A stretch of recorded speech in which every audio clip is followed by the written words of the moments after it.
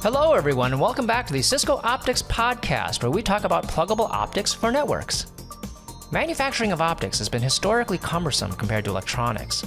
With optics, you have to align components and glue them down or laser weld them. It was often done by hand because there wasn't enough volume to justify developing fancy robots. Compare this with electronics, where you put tons of devices on a single wafer and stamp them out on a highly automated fab. After years of effort, we finally have a way to stamp out optics too. It's called silicon photonics. The beauty is that we didn't have to reinvent the wheel. It leverages the existing CMOS infrastructure that was already there. This is episode 16, and we continue a conversation with Ron Horan. Ron joined Cisco through the Luxtera acquisition in 2019. Luxtera was spun out of Caltech by a group of professors and students and was known for its groundbreaking approach to silicon photonics. In this episode, we get into silicon photonics, what it is, and how it's revolutionizing optics. Ron attended the University of Texas at San Antonio for both his bachelor's and master's degrees. His master's thesis topic, entitled Synthetic Vision Landing Aid System, was patented as the first GPS-based aircraft landing aid. From 1994 to 1999, while at Compaq, he earned 15 patent awards. In 2001, he joined Broadcom Corporation, where he managed field applications engineering for the compute segment team, ran program management in the networking BU, and was a senior director of sales and strategic account manager covering the Hewlett-Packard worldwide account. In 2011, Ron moved to Luxtera, where he worked as vice president of sales before moving into the role as vice president of marketing. Luxtera was eventually acquired by Cisco in 2019, where Ron now runs product management for the Cisco Client Optics Group. Did you hear that? 15 patents, plus another as a student. If you haven't already, please subscribe to this podcast. On Apple Podcast, you would follow us now. Depending on which platform you use, we may be part of the Cisco Podcast Network. Check out our blog at blogs.cisco.com and search on hashtag Cisco Optics Blog, all one word, no hyphen and no spaces. You'll find podcast notes and links there too. For our YouTube playlist, go to youtube.com and search on Cisco Optics. And for product information, go to cisco.com/go/optics. And now, join me as I talk with Ron Horan.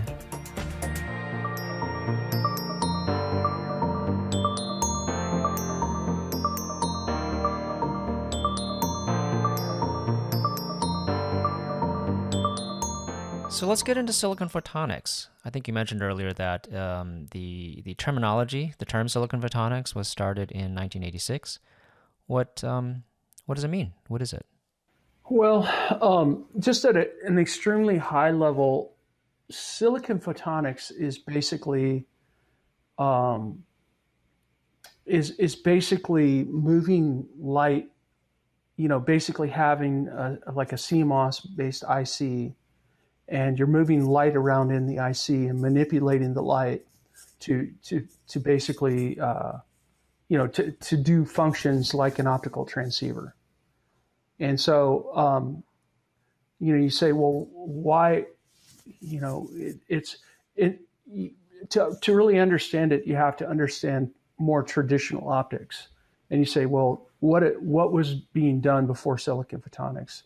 And we use in the industry, they use the term bag of parts, and really what that meant was that more traditional optics, you'd have this warehouse, located somewhere in the world, and you'd have a bunch of people in this warehouse, and they would be handed this bag of parts, all these discrete components, and basically they would take that bag of parts. And they would, under a microscope, they would hand assemble an optics module. And then once they were done with that, they would basically take it and plug it in. And if it worked, then, ship it. If it didn't work, then basically it goes into a bone pile, right? And so there's a lot of issues associated with that. Number one is that it's very labor intensive. And so you have to, you need a. And they didn't use robots, right? It's basically humans. Yeah, it's basically human labor, hand assembling optics, and just like everything else, as soon as you insert human beings trying to hand assemble something, the chance that there's going to be problems with that go up. And so, yields in the more traditional space could be as low as like 40% yields going to maybe 80% yields over time as they kind of hone the process. And so that was one of the disadvantages. The other disadvantage is, in order to understand if you when in order to test the module, you had to completely finish the module, and then you would plug it in. And like I said, if it works, ship it. If it doesn't, it goes into a bone pile. The problem with that is you're taking a very big yield hit, because that thing that goes into the bone pile is an entire module. And so it's very inefficient cost-wise to put together, something completely and then have to throw it away. Right. And that was what they were seeing with that. The other thing is just reliability. I mean, optics for a long time had extremely low reliability. Again, because what you're doing is you're taking a bunch of discrete components, you're shoving them together, and each of those components has its own tolerances, and so now you're also adding cost, because sometimes the tolerances don't make the module go out of specification. And so, I mean, there was just a whole sundry of different problems like that with more traditional optics, like a DML or an EML type based optic. So you say, well, how does silicon photonics fix that, right? So silicon photonics is basically, if you took a look at like a Luxtera, Cisco silicon photonic module, you open it up, you would see, you'd see something, there's not a lot there. If you open up like a DML optics module, it's like a can of sardines in there. I mean, it's just crammed full of stuff. There's fiber, there's just all kinds of stuff going all over the place. So the structure is like what DML is direct modulated laser, right? Yeah. And so it's in its own can. It's a TO can, and it's you need lenses, you need signaling. The real issue is if you look at a DML, you're taking a bunch of individual piece parts, lenses, and CDR chips, and all of these things. And the optical components and the fiber, they all have to be aligned, right?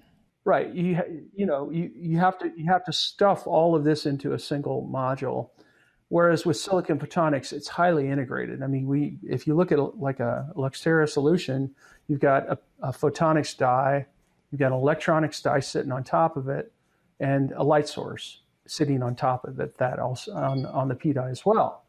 And that's it.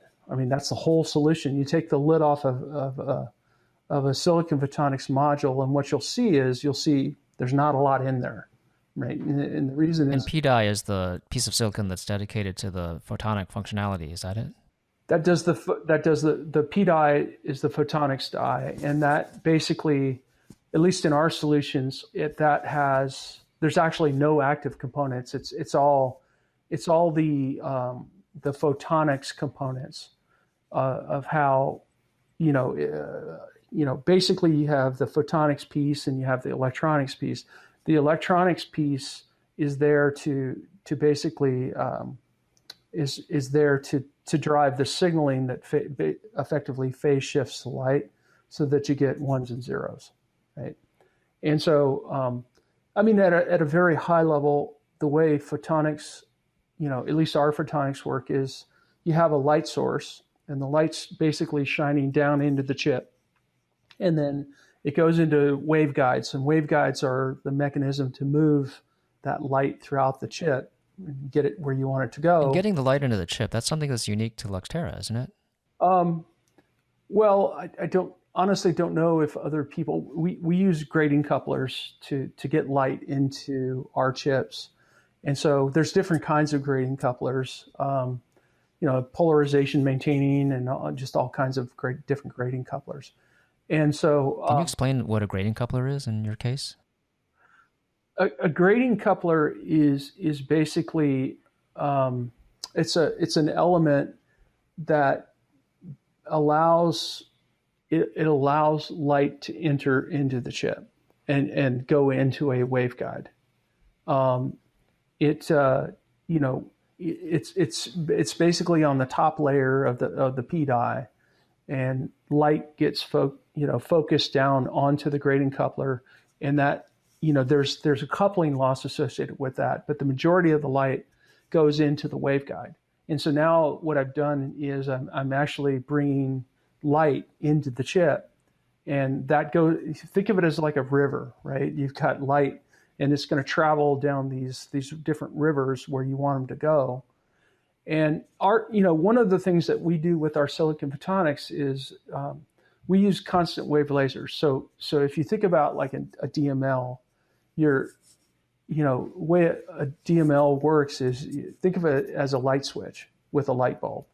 And to modulate the light, to create ones and zeros, you're turning that light switch on and off over and over, just back and forth, in order what you're doing is you're creating ones and zeros by having light, having no light, having light, having no light. It's like turning a light bulb on and off, right? With silicon photonics, it's different. We actually have a constant wave laser. So for us, we're flipping the light switch and we just leave the lights on.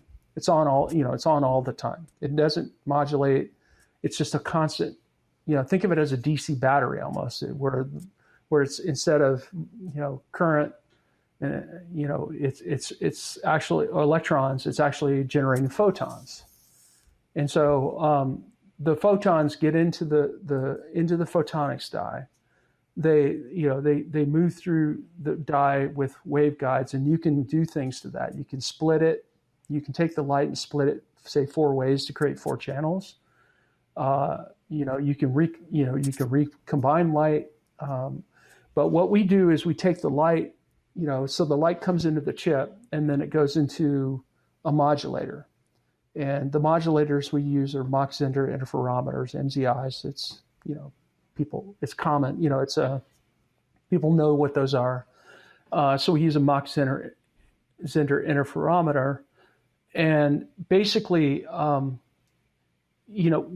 that is a series of diodes that allows you to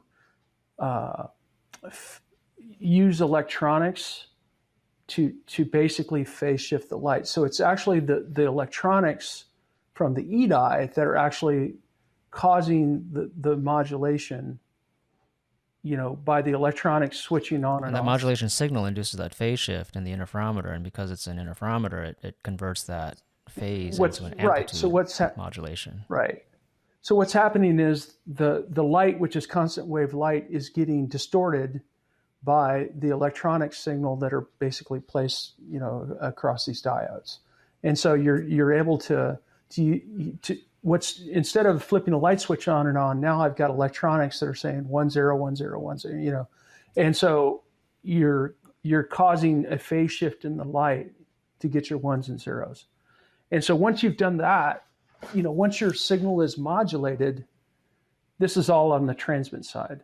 Then basically you take it to another grating coupler, and it exits the chip into in our case, it's a fiber array, where the light goes into the fiber array and it goes out onto the fiber. On the receiver, obviously this is very oversimplified. On the receiver side, the light comes, from the fiber, into a grating coupler. So you've got light coming in, which is the signal coming from the other transceiver on the other side. It's coming into the part via grating coupler. It hits a photodetector, goes through a TIA, LA, some signal processing, and then basically goes out. So you're basically doing an optical to electrical transition using a combination of photodetectors and TIAs. And that photodetector is on chip on the P die? For us, the photodetector is inside the P die. Yeah. So we're a fully integrated solution. For a lot of solutions, they have discrete photodetectors, discrete TIAs, discrete signal processing. All these steps are discrete. So you have a bunch of individual components. For us, it's just all in a single chip. So you were asking the original question about why silicon photonics, right? That was the second part of my conversation with Ron Horan. Next time, we'll continue with the benefits of silicon photonics. Subscribe to this podcast, and we'd really appreciate you helping to get the word out. Share this with friends and colleagues that come to mind when you think of network technology and optics. And leave a review on Apple Podcast. We're also on all the other major podcast platforms. You may see the Cisco Podcast Network come up when you search for Cisco Optics Podcast. That's where we live, and you can find other great podcasts there too. Also, check out the Cisco Optics blog at blogs.cisco.com and search on hashtag Cisco Optics blog, no spaces and no hyphens. We also have educational videos on YouTube. Just go to youtube.com and search on Cisco Optics. Thank you for listening. This is Pat Chow, Product Manager at Cisco Optics. The next episode is part 3 of my conversation with Ron Horan. Until next time.